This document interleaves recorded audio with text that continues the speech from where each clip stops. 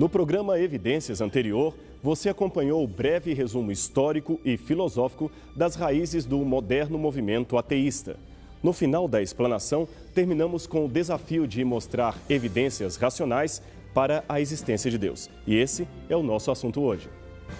Vamos começar contando uma história baseada em fatos reais que aconteceu anos atrás nos Estados Unidos. Shirley, esse é um pseudônimo para preservar a identidade real dos envolvidos, era uma jovem cristã que lia a Bíblia e amava sua igreja.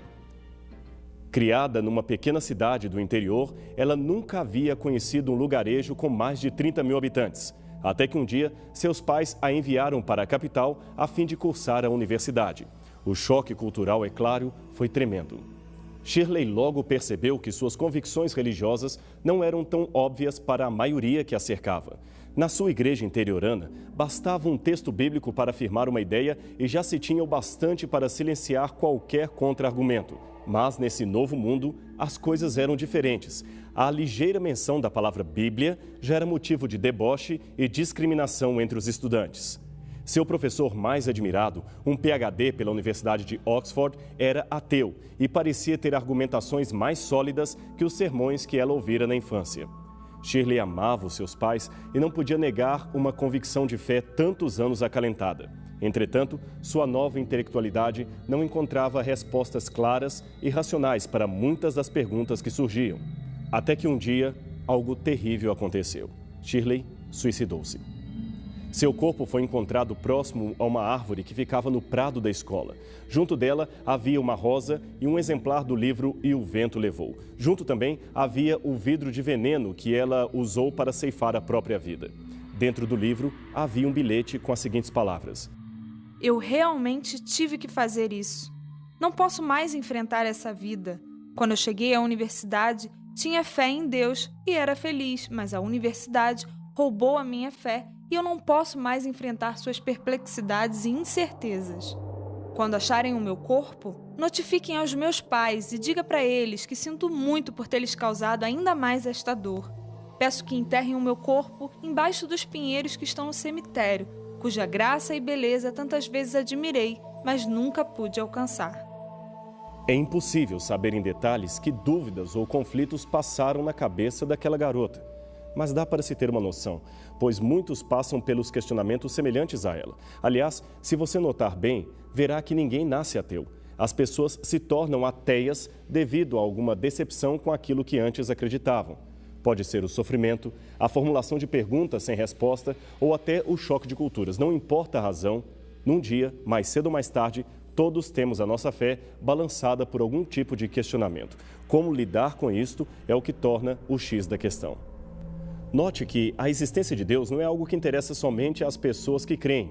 Saber que há no céu um ser supremo e amigo é algo que traz alegria para todas as pessoas. É o ceticismo que nos angustia com a sua convicção de que estamos sozinhos no universo e não temos outra vida senão esta. Aliás, se existisse uma oração que até mesmo um bom ateu pudesse fazer, esta seria: peço que Deus exista.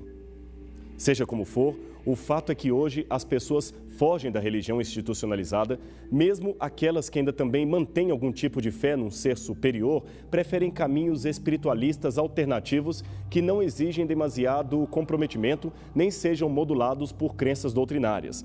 A mentalidade pós-moderna parece evitar o seguimento de qualquer coisa que pareça uma cartilha de fé e comportamento. Conforme o anúncio quase profético do escritor alemão Robert Adolphs, autor do livro A Sepultura de Deus, na visão popular, as igrejas estão se tornando túmulo de Deus, ao invés de serem um meio de encontrar-se com a divindade. Aliás, já na virada do século XIX para o século XX, Friedrich Nietzsche expressava o mesmo conceito ao declarar: o que são estas igrejas de hoje, senão sepulcros ou túmulos de Deus? De fato, parece que é tremendamente dizer-se cristão, crente ou religioso nos dias de hoje. O motivo parece ser óbvio: Religião tornou-se para muitos sinônimo de cultura para velhos, alienados ao prazer ou também para pessoas desesperadas em busca de auxílio psicológico, muitas das quais se iludem com seitas e promessas de salvação num imenso comércio espiritual que não deixa de ser estarrecedor. O Dr. Franz Xaver Kaufmann, professor emérito de Sociologia da Universidade de Münster, na Alemanha, esboçou em 3 teses as condições do ser e do tornar-se cristão na sociedade atual. Primeiro, é tremendamente difícil tornar-se cristão nessa cultura moderna. Segundo, é difícil viver e agir como cristão sob as premissas dessa cultura moderna. E terceiro, se alguém, pois, tenta efetivamente tornar válido o seu ser cristão, ele mesmo torna difícil a convivência normal no meio ambiente comum. Com esse quadro em mente, não é difícil lembrar o desespero de pessoas como Shirley e se perguntar: será realmente este o fim da fé cristã? Vale a pena acreditar em Deus? A indagação não é nova. Ela já era formulada no passado por alguns que preferiram seguir o rumo da fé ao lugar do rumo da descrença. É o caso, por exemplo, do filósofo e cientista do século XVII, Gottfried Wilhelm Leibniz, que teve uma atitude bem diferente daquela de Shirley. Ele era tão brilhante que, com apenas 21 anos de idade, isto mesmo, 21 anos, defendeu uma tese doutoral na Universidade de Leipzig, na Alemanha. O reitor nem queria dar-lhe o título de doutor por ser muito jovem. Autodidata, aos 8 anos, ele aprendeu sozinho a falar latim e grego. Aos 15, já possuía vasto conhecimento de filosofia moral e teologia escolástica. E, para completar, estudou ainda matemática em Paris e anunciou o cálculo diferencial a partir do seu invento, a máquina de fazer operações, a ancestral da calculadora. Ele era um gênio e, diferente de muitos de sua época, ele cria piamente em Deus. Nos dias de Leibniz, o antropocentrismo filosófico dominava o pensamento dos intelectuais. Dentre os vários segmentos, havia uma corrente de céticos chamada deísmo. Para estes, o sofrimento era o maior argumento contra Deus. Por isso diziam: se Deus existe, por certo não está aqui. Ele abandonou o universo. Discordando disto, Leibniz sistematizou uma filosofia chamada teodiceia. Ela consistia numa série de argumentos racionais à existência de Deus, mesmo em face ao sofrimento humano. Mas ele não foi o único a fazer isso. Outros pensadores antes e depois dele também o fizeram, como, por exemplo, Tomás de Aquino, Blaise Pascal, Sir Isaac Newton, que também argumentaram, ao seu tempo, a favor da existência de Deus. Mas não pense que se tratam de provas da existência de Deus. Na verdade, é até impossível provar que Deus existe por um motivo muito simples. Deus é grande demais para ser analisado por meios científicos. Afinal, a ciência e a razão humana têm as suas limitações. Provar em termos de ciência significa analisar, medir e, principalmente, repetir o experimento para se obter o mesmo resultado. Sendo assim, podemos provar, por exemplo, a lei da gravidade, a lei gravitacional, pois é possível fazer e refazer o teste e ver que os corpos realmente são atraídos para o centro da Terra. Mas há coisas que não dá para simplesmente repetir ou experimentar em laboratório. É o caso, por exemplo, de alguns enunciados da geometria e da matemática. Desde a antiguidade, os sábios consideravam, de um modo geral, 2 tipos de proposições matemáticas: os axiomas e os teoremas. Os axiomas, também chamados de postulados, são proposições aceitas sem demonstração, e teoremas são proposições que podem ser demonstradas, mas a partir dos demonstráveis axiomas. Ou seja, se o axioma estiver errado, o teorema também estará. Mas então por que não podemos provar os axiomas?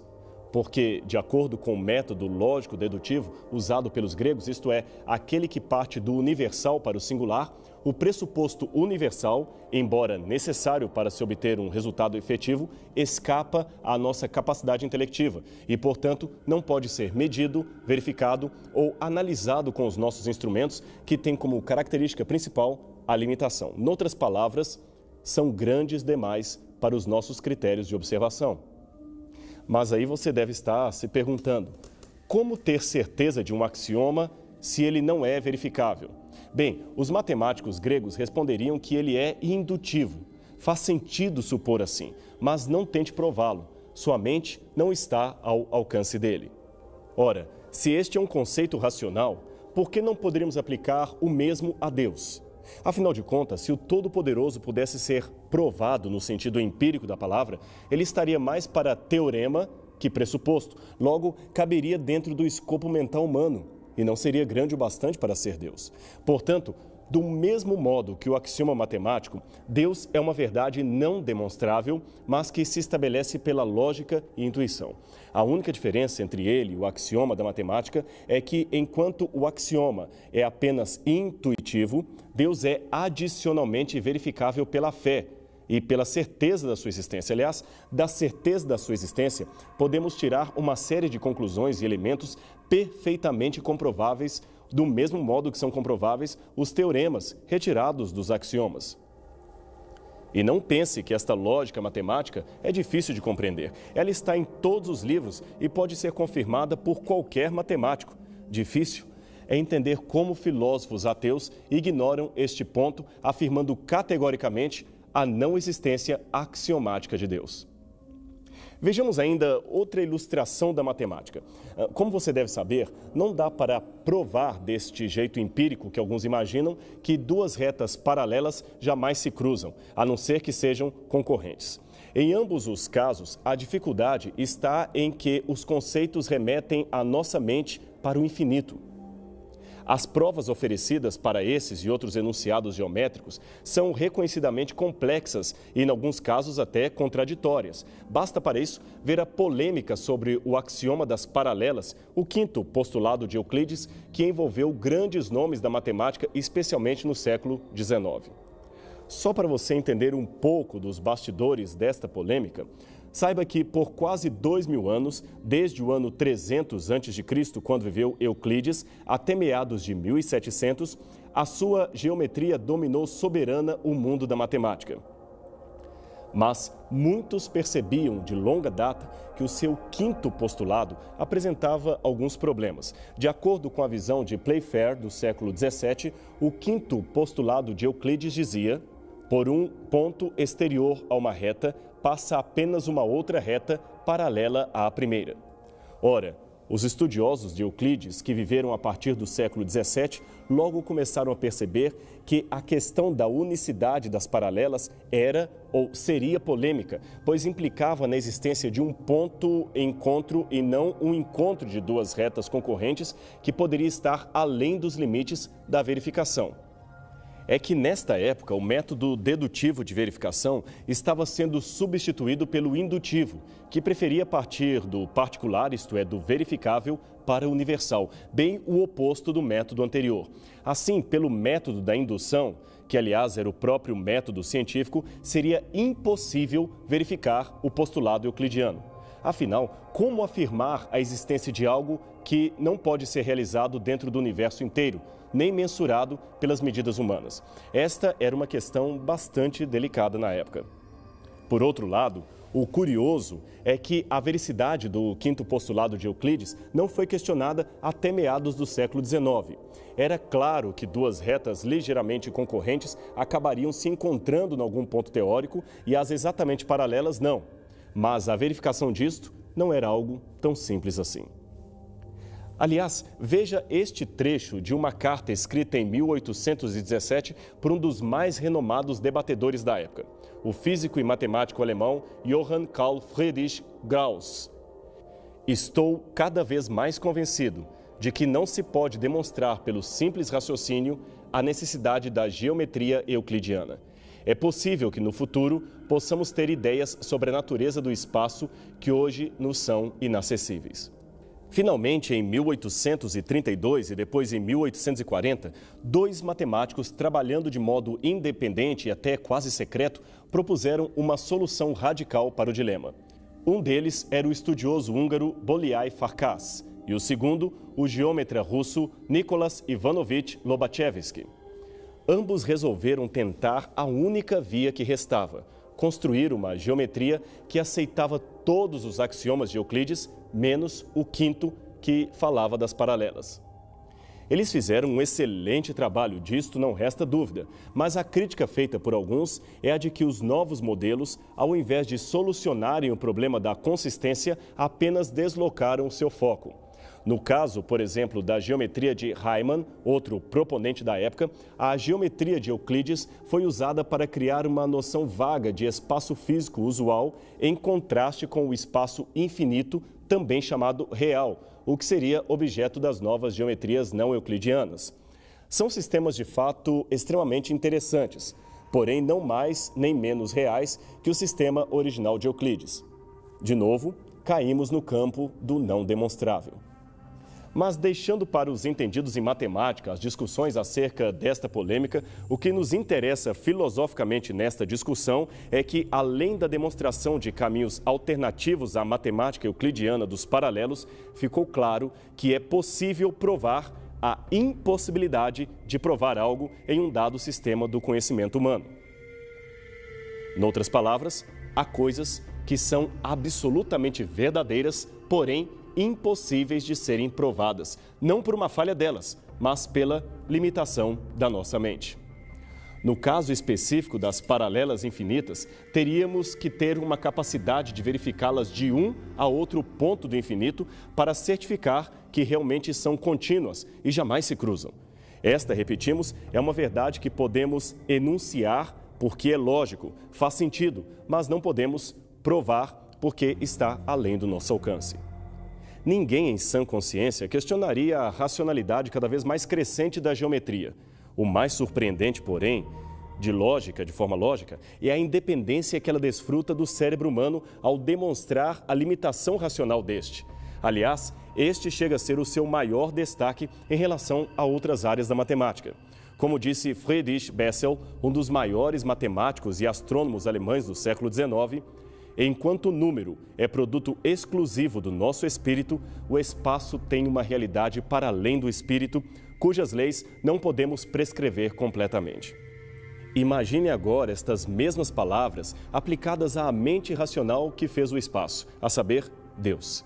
Novamente, para a tristeza da lógica ateísta, somos obrigados a cair no conceito de algo superior a nós, na convicção que existe um ser absolutamente real, supremo e divino que comumente chamamos de Deus. E, como já dissemos anteriormente, se esse Deus pudesse ser provado dentro das limitações humanas, não seria grande o bastante para ser o Deus da Bíblia. Por isso, é razoável concluir que está a favor dos crentes o fato de não podermos provar que Deus existe, mas apenas enunciar racionalmente a sua existência, pois é uma coisa lógica de se crer. E é por esta mesma razão que a Bíblia também afirma em Hebreus, capítulo 11, verso 5, que quem vai a Deus precisa crer que Ele existe e que recompensa os que o procuram. É importante, porém, não confundir o que acabamos de ver com aquela argumentação, digamos até infantil, que diz mais ou menos assim: o ateu não pode provar que Deus não existe, e esta é uma prova de sua existência.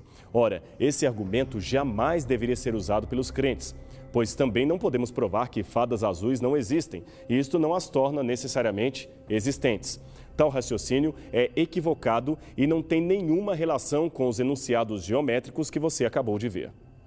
No caso específico dos argumentos racionais para a existência de Deus, intelectuais de prestígio como o filósofo Caspar preferem chamar esses indícios não de provas, mas de convites argumentados à fé. Ou, como diria Santo Tomás de Aquino, caminhos para a compreensão de Deus. Noutras palavras, Deus passou pela história e deixou rastros nela. Vejamos, portanto, alguns de seus indícios.